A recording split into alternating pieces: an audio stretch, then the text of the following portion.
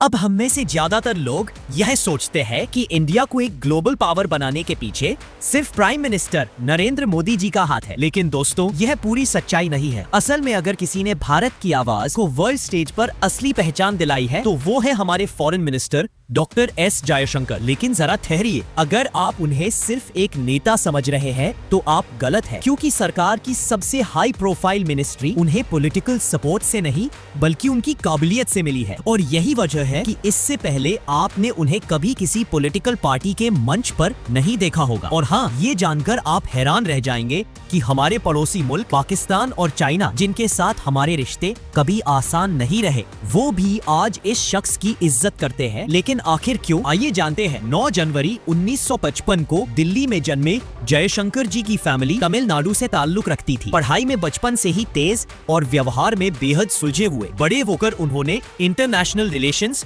और nuclear diplomacy में MA, MPhil और PhD किया। ये डिग्री उनके लिए ही नहीं बल्कि पूरे भारत के लिए वरदान साबित हुई। कॉलेज टाइम से ही उनके स्किल्स सबको चौंका देते थे। स्टूडेंट ऑर्गेनाइजेशंस में बड़े बड़े प्रॉब्लम्स को वो चुटकियों में सॉल्व कर देते थे। और यही से साफ था, ये इंसान कुछ अलग करने वाला है। 1977 में जयशंकर जी ने इंडियन फॉरेन सर्विस ज्वाइन की और यही से उनके डिप्लोमेसी करियर की शुरुआत हुई। अगले 2 दशकों तक उन्होंने मॉस्को, श्रीलंका, बुडापेस्ट, हंगरी और जापान जैसे देशों में भारत का प्रतिनिधित्व किया। हर जगह उन्होंने अपनी काबिलियत से भारत का नाम ऊंचा किया। लेकिन असली अग्नि परीक्षा उनका इंतजार कर रही थी। US India nuclear deal. 2004 से 2007 तक वॉशिंगटन DC में भारत के राजदूत रहते हुए उन्होंने वो कर दिखाया जो नामुमकिन लगता था। अमेरिका जो कभी इंडिया को न्यूक्लियर पॉलिसी तोड़ने वाला देश मानता था, उसी अमेरिका को उन्होंने 2008 में न्यूक्लियर डील साइन करने पर मजबूर कर दिया। सोचिए, दुनिया की सबसे बड़ी ताकतों के खिलाफ जाकर एक भारतीय अफसर ने उन्हें अपनी बात मानने पर राजी कर लिया। यह सिर्फ डिप्लोमेसी नहीं थी, ये भारत की गरिमा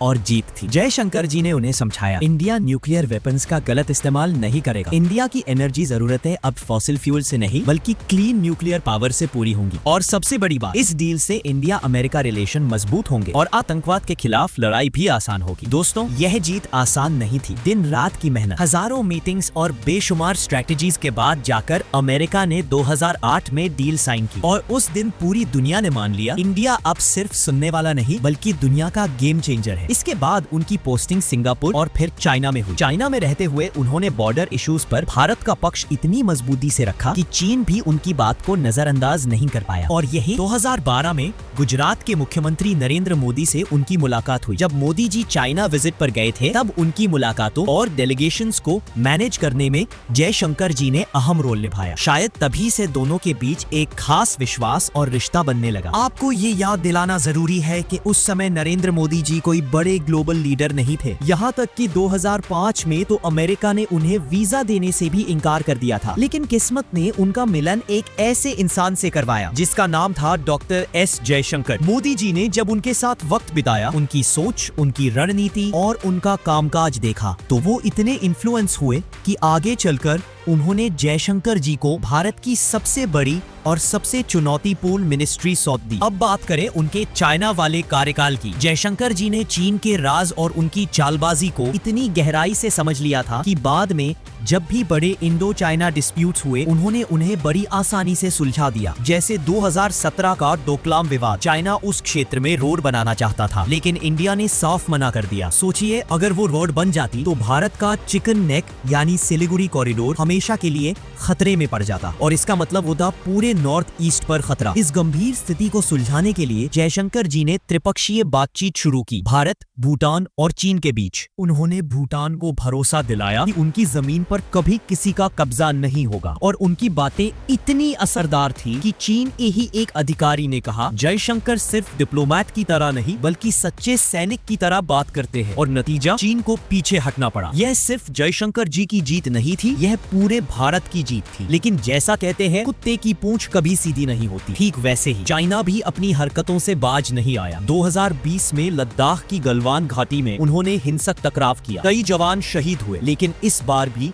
जयशंकर जी ने कमान संभाली, सीधे चीन के विदेश मंत्री से बात की, 5 पॉइंट एग्रीमेंट साइन करवाया और दुनिया भर के मंचों पर जाकर भारत का पक्ष इतना मजबूती से रखा कि 2021 में चीन को अपनी सेना पीछे हटानी पड़ी। फिर आया 2014, बीजेपी की जीत और मोदी जी का प्रधानमंत्री बनना। जैसा कि हमने बताया, मोदी जी जयशंकर जी के टैलेंट से पहले ही प्रभावित हो चुके थे, इसलिए उन्हें विदेश सचिव नियुक्त किया गया। 3 साल में उन्होंने अमेरिका, रूस और जापान जैसे शक्तिशाली देशों के साथ रिश्ते इतने मजबूत किए कि भारत की विदेश नीति की तस्वीर ही बदल गई। फिर 2019 का चुनाव आया और एक ऐतिहासिक फैसला हुआ। बिना किसी राजनीतिक पृष्ठभूमि के सिर्फ और सिर्फ मेरिट के दम पर जयशंकर जी भारत के विदेश मंत्री बने। दोस्तों, 2019 से 2024 तक के 5 सालों में उन्होंने भारत को वर्ल्ड स्टेज पर ऐसी पहचान दिलाई कि पाकिस्तान के पूर्व प्रधानमंत्री तक ने उनकी तारीफ की। याद कीजिए, जब रूस यूक्रेन युद्ध शुरू हुआ, पूरी दुनिया अमेरिका के दबाव में रूस से तेल खरीदना छोड़ रही थी, लेकिन भारत ने डॉक्टर जयशंकर की रणनीति पर चलते हुए